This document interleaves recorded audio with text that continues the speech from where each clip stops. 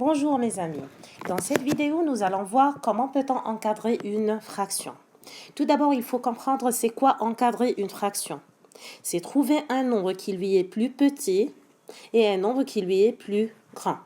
C'est ça l'encadrement d'une fraction.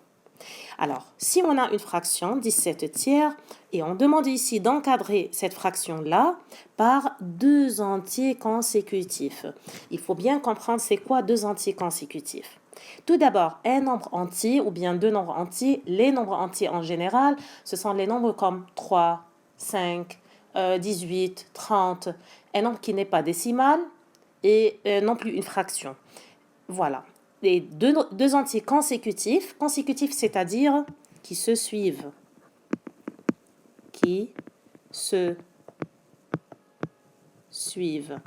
Comme par exemple 3 et 4, 5 et 6, 11 et 12. Ce sont deux entiers et en même temps consécutifs qui se suivent. Comme 30 et 31, ainsi de suite. Alors, qu'est-ce qui est demandé ici? De trouver, par rapport à cette fraction-là, un nombre qui lui est plus petit et le nombre suivant qui va être le plus grand. Par exemple, si je réussis à trouver ce nombre-là, et par exemple, j'ai trouvé que c'est 11, alors le suivant sera 12. Si je réussis à trouver ce nombre-là, par exemple, j'ai trouvé 30, le suivant sera 31, et ainsi de suite. Mais ce n'est pas 30 et 31, ni 11 et 12. Comment je vais trouver deux entiers consécutifs qui encadrent cette fraction-là? Qu'est-ce que je vais faire? Tout d'abord, je me pose la question, est-ce que je peux diviser 17 par 3? Non, ce n'est pas divisible, ce n'est pas dans la table de 3. Alors, qu'est-ce que je vais faire? Je vais garder le même, je vais changer la couleur une seconde. Voilà, je vais garder le même dénominateur qui sera le 3 et je vais diminuer un peu le 17. Mais je vais essayer de trouver un nombre qui est directement plus petit que 17.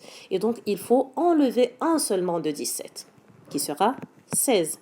17 moins 1, ça fait 16. Et je me pose de nouveau la question, est-ce que je peux diviser 16 par 3? Est-ce que 16 est divisible par 3? Non, ça va donner un nombre qui n'est pas entier, un nombre décimal. Alors, il faut enlever encore 1 de 16. 16 moins 1, ça fait combien? 15. Très bien. Alors, est-ce que, je me pose de nouveau la même question, est-ce que je peux diviser 15 par 3? Oui, très bien. Qu'est-ce que ça va donner, les 15 tiers? Ça va donner combien? Très bien, ça va donner 5. 15 tiers, sa réponse, ou bien la division de 15 par 3, ça fait 5, parce que 5 fois 3 égale 15. Puisque 5, c'est le nombre qui est directement, ou bien qui est plus petit que 17 tiers. C'est l'entier qui est plus petit que 17 tiers. Alors, le suivant sera 6. Alors, parce que je veux deux entiers consécutifs. Si le plus petit est 5, donc le suivant sera 6. Essayons encore une fois avec cette fraction-là. Est-ce que la première question à se poser, est-ce que 23 est divisible par 5? Si oui, ça serait un nombre entier, mais on va nous donner toujours une fraction. Non, 23, c'est pas divisible par 5. Qu'est-ce que je vais faire? Je vais garder tout d'abord le même dénominateur qui sera le 5 et je vais chercher un nombre qui est directement plus petit que 23. Alors, 23 moins 1, ça fait combien? 22. De nouveau, est-ce que 22 est divisible par 5? Je peux diviser 22 par 5 et avoir un nombre entier? Non. Alors, il faut retrancher encore 1. 22 moins 1, ça fait combien? 21. Est-ce que je peux diviser 21 par 5 et avoir un nombre entier? Non, 21 n'est pas divisible par 5. Donc, je retranche encore 1. Ça fait 20. Ah, voilà. Est-ce que je peux diviser maintenant 20 par 5 et avoir un nombre entier? Oui, très bien. Alors, 20 divisé par 5, ça fait combien? 20 divisé par 5, je vais avoir 4. Parce que 5 fois 4 égale 20. Alors, puisque j'ai trouvé le nombre le plus petit que cette fraction-là, le suivant sera très facile puisque les entiers doivent être, quoi? Consécutifs. Alors, puisque j'ai trouvé le 4, le suivant sera 5. Alors, 23 cinquièmes, cette fraction-là, elle est comprise entre 4 et 5. Encore une fois, 67 sur 11, je pense que c'est devenu très facile. OK? Alors, tout de suite, je vais garder le 11. Alors, je vais écrire ici tout de suite Et après, la réponse sera sur les points. Alors, 11. Retrancher 1 de 67, ça va être 66. Ah, voilà, j'ai trouvé tout de suite. 66, c'est dans la table de 11. Alors, 66 divisé par 11 égale à combien? Très bien, 6. Et donc, le suivant sera 7. Cette fraction-là est comprise entre 6 et 7. Maintenant, le dernier exemple, 5 huitièmes. Logiquement, sans tester des valeurs et faire tout ce qu'on vient de raconter. 5 huitièmes, c'est une fraction qui est plus petite que 1. Regardez, le numérateur ici est plus petit que le dénominateur. 5 est plus petit que 8. Donc, c'est moins que 1. 5 huitièmes est plus petit. Cette fraction-là, elle est plus petite que 1. Et donc, elle est comprise entre 0 et 1. Entre rien et l'unité. Alors, c'est comme, par exemple, les 3/4.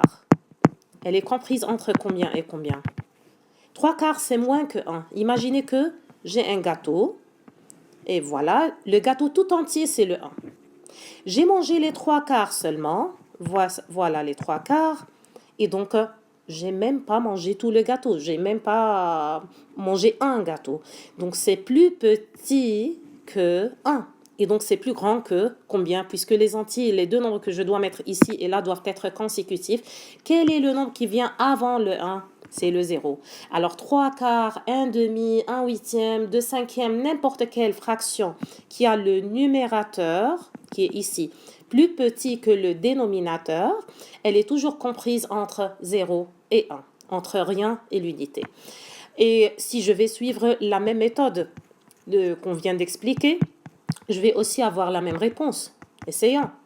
Si, voilà, je vais garder le 8, je vais retrancher 1, ça va être 4. 4 huitièmes, c'est toujours une fraction, c'est pas un nombre entier. Ok, ça ne va pas donner un nombre entier. Retrancher encore 1, ça va être 3 huitièmes. Ça ne va pas, je ne peux pas diviser 3 par 8. Encore 1, 2 huitièmes. Je peux simplifier 2 huitièmes, mais ça ne va pas, la division ne va pas donner un nombre entier. Encore 1, ça va être 1 huitième, c'est pas un nombre entier. 0 sur 8, je peux faire cette division-là. Et 0 sur 8 va me donner 0. Et donc, le suivant sera 1. Si vous préférez cette méthode de calcul, ça va. Si vous avez compris la logique, c'est mieux, bien sûr. Alors, n'importe quelle fraction qui a le numérateur